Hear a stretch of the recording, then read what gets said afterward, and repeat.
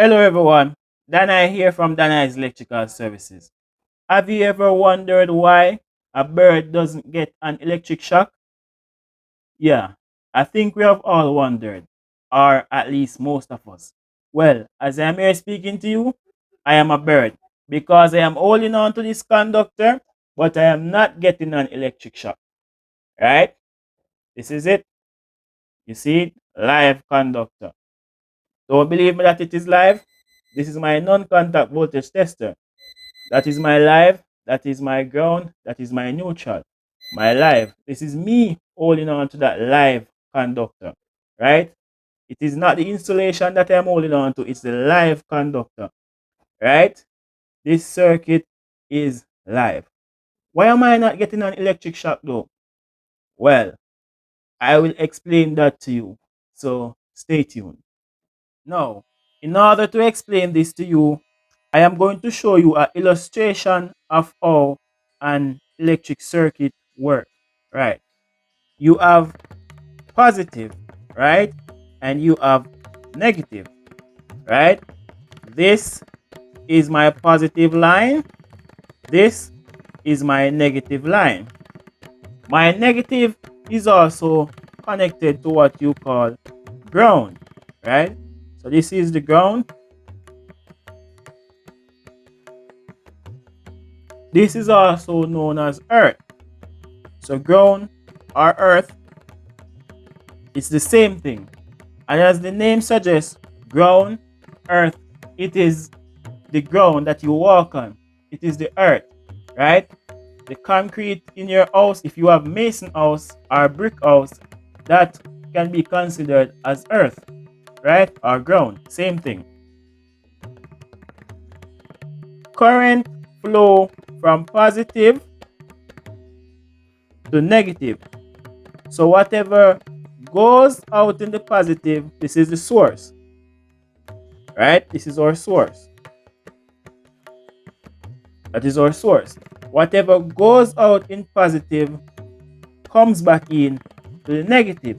So if I have 5 amps, if I have 5 ampere going out, I would also have 5 ampere coming back, right? But if I have the positive going out like that and I have the negative coming in like that, there is no path that connect them together. So it will not flow through and come back, right? So if I have 5 amp going out, I'll also have 5 amp coming back. But I have to have a load, right? A load can be a fan, a light, right? Let's say our load is a light right here. This is our lamp.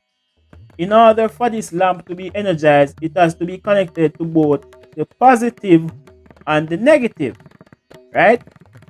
That is our lamp, you know. In order for it to be lit, it has to be connected to both positive and negative. If it connects to the positive alone and it's not connected to the negative, that lamp will not be lit because the positive works together with the negative and or the ground, right? The ground and the neutral links, right? So if we're gonna write positive, this is our negative. So these two works together, right?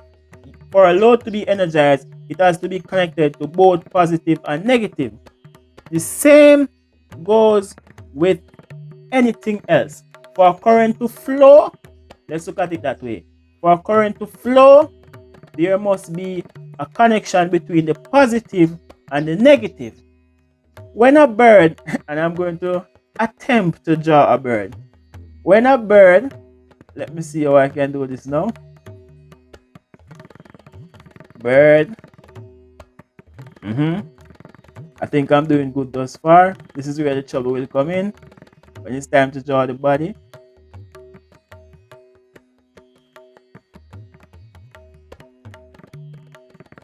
Not bad. Okay, that is my bird. Give it a high. What else can I give it? That's okay. That's a good enough bird. So when a bird is standing or sitting and this live conductor, which is positive, it is live, you know. When a bird is sitting or standing, and that it is only standing on the positive line, right? It is not standing on both the positive and negative, or positive and ground. So that is why it's not getting an electric shock, right? If that bird, however, should stand on both wires, I'm not going to draw that, but if for some reason that bird is big enough, because you know normally the utility pole that you are accustomed to, or sorry, the live conductors that are not insulated, they are normally spaced, right? Adequately spaced apart so that the bird won't touch both of them together. But for instance, let's say they are close together and that bird touch both of them, it will be electrocuted, right? Let's say this bird see a worm on this wire, which is the negative wire, and this is my worm. Whatever, just know that that is a worm, right? And that bird reaches from this wire, it is still standing on this wire, and this bird reaches over to here and pick this worm and touch this neutral wire, it will get an electric shock, right? If this bird is standing on the ground, that is the ground that you walk on, right? Let's say this is the ground that you walk on, right? This is the ground that you walk on, right? And this bird is standing on it and touch this live conductor, it will get an electric shock because it completes the path from positive to ground, right? Or from positive to earth. So therefore current will flow and it will get an electric shock. The same thing goes for humans, right? So it's the same thing for a load, which in this case we use a lamp as our example. Let's draw lamp, label everything. This is bird, right? Lamp, bird, right? So I think I lose track. I don't remember where I was. The same thing goes for load, bird, human, any animal, right? If you are just on the positive line or the live conductor alone and not touching the negative or not touching the ground, you will not get an electric shock. But once you are touching both of them, which is the positive and the ground are negative, you will get an electric shock. From ground to negative, you will not get an electric shock, right? Ground and negative, you will not get an electric shock. And these two are normally tied in together, which is the ground and negative. And that is why you see me taping my ground, because some people would say, why you don't tape the positive, which is the live conductor, but you tape the earth and you tape the negative.